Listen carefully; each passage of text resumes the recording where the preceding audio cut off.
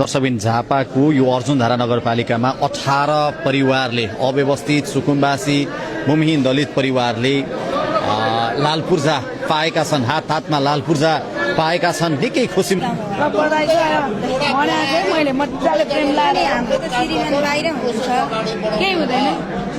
अब पछि तुरुन्त बनाउने मोटा बाहिर हुन्छ अनि नाम त राख्नु भयो होला नि यसो नाम भइहाल्यो।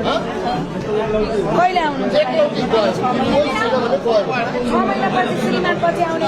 6 महिना पछाडि आयो भने यो सो के भन्नुहुन्छ? हात हातमा लाल पूर्जा पाउनुभयो, के भन्नुहुन्छ? खुसी हुनुहुन्छ?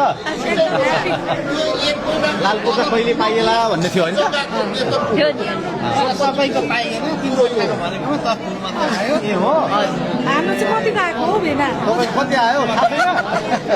4 कटा 16 भरेको म त हेर्नु जान्दिनँ। खुसी छु। नानी लाल पूर्जा आइपुग्यो होइन?